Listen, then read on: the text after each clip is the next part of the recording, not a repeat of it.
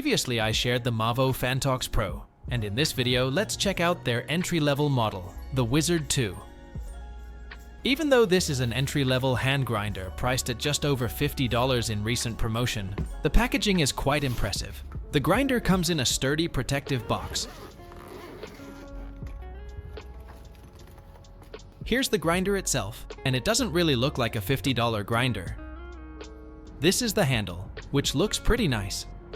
There's also a cleaning brush and a multilingual instruction manual.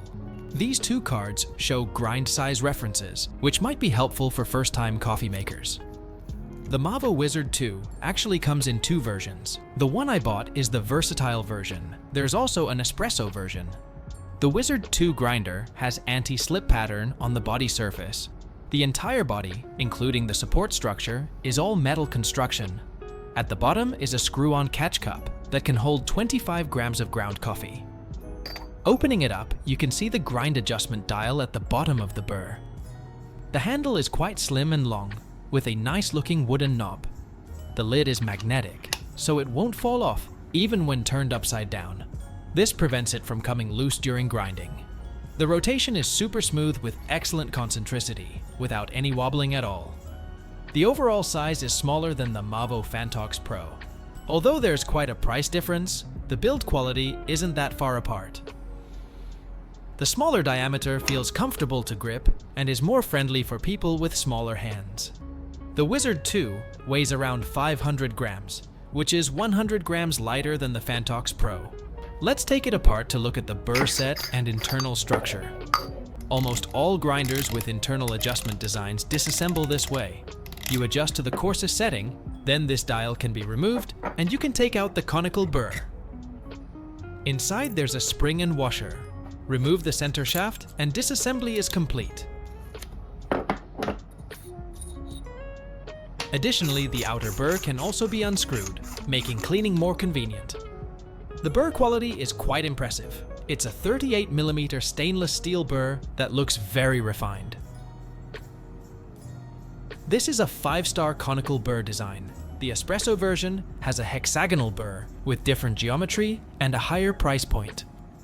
You can see that the Wizard 2 grinder has an all-metal internal structure. The center shaft support is very robust, and the dual bearing design makes rotation very smooth. For this price point, the build quality is really impressive. Assembly is straightforward with almost no difficulty. Just pay attention to the correct side of the washer. Put in the spring and the burr, then install the handle to fix the burr. Finally, tighten the nut, but it seems you don't need to calibrate. The finest setting could be at any number, not necessarily 0. The Phantox Pro uses external adjustment, while the Wizard uses an internal adjustment dial. Each full rotation provides 24 grind setting clicks. It can go 2 full rotations, which covers various brewing methods. Next, I'll follow the instruction manual's recommended grind settings for different brew methods and grind some coffee beans to see the results.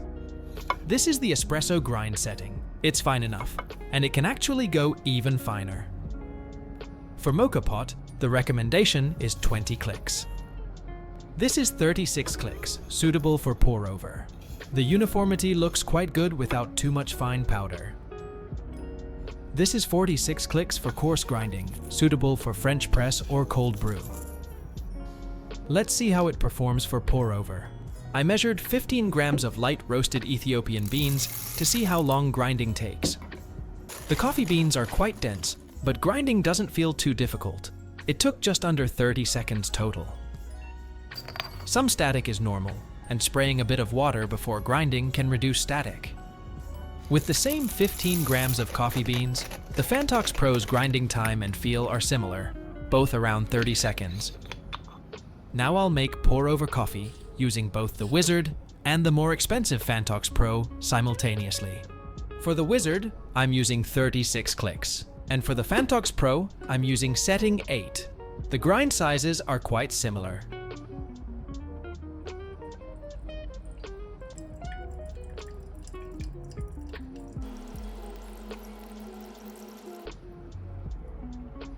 Looking at the coffee grounds after extraction, The Wizard does produce slightly more fine particles than the Phantox Pro, giving it a slightly muddy appearance. Overall, the Wizard scores slightly lower than the Phantox Pro in flavor clarity, sweetness, and brightness. But surprisingly, the overall difference doesn't seem as large as expected. The Phantox Pro's coffee has a lighter body and more pronounced aroma.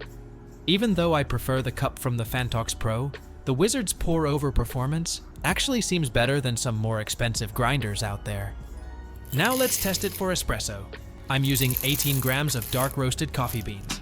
Let me time how long the grinding takes.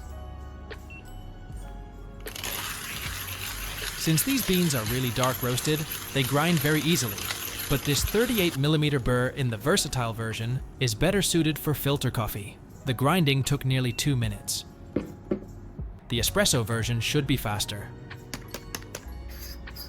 There's some retention caused by static. Spraying a bit of water helps reduce this.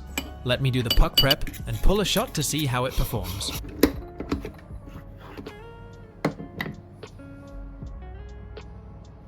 I'm using grind setting at 15 clicks, but since each step adjusts 40 microns compared to the Phantox Pro's 16 microns, there aren't as many adjusting options available.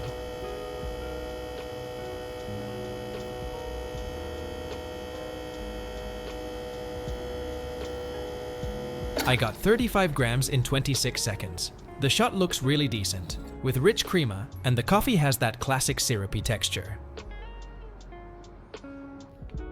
If you find hand grinding tiring, you can try using a power drill. The center shaft support is very sturdy, so you don't need to worry about wobbling that could damage the burr set. Using a power drill, I can grind 18 grams of coffee beans in under a minute, which really saves effort. I pulled another shot, and again it's exactly 27 seconds for 35 grams, right on target.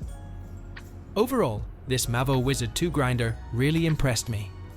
At this price point, both the grind quality and build quality are surprisingly good. My versatile version is better suited for pour-over, but if you're making espresso, you might want to consider the espresso version. If you have any questions, feel free to leave a comment. Thanks for watching.